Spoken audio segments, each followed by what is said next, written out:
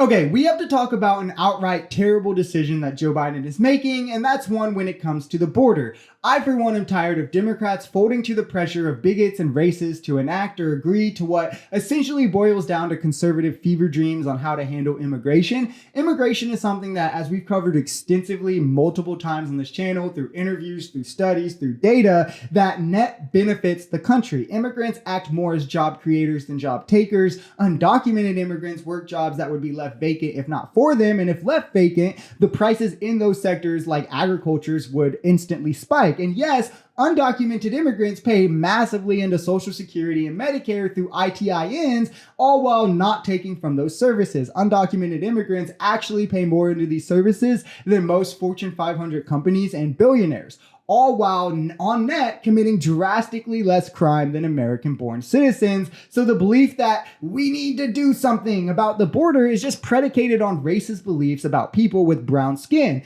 Trump justified banning Muslims because they're terrorists. He tries to justify banning Mexicans because they're criminals, but openly says he'll welcome immigration from nice white countries. And due to mounting pressure from racists coming out of the woodworks, Democrats first folded by proposing a horrendous border deal that fed into every Republican ass, from raising the standard of asylum, the ability to shut the border down full stop, even from justified asylum claims, something that is protected by US and international law, by the way. And luckily Trump torpedoed that because he doesn't want Biden to pass any more bills before the election. Well, now Biden is back and is using the same clause that Trump used to enact his Muslim ban to pass an executive order of his own that would allow him to seal the border if the president sees fit, something that would suspend longtime protections of asylum claims. This is wrong, full stop. Conservatives are terrible for having these ideas, and the last thing that Democrats should do is be feeding into them. The way to tackle immigration is to make it easier for people to seek asylum claims. You think we have a problem with undocumented immigrants?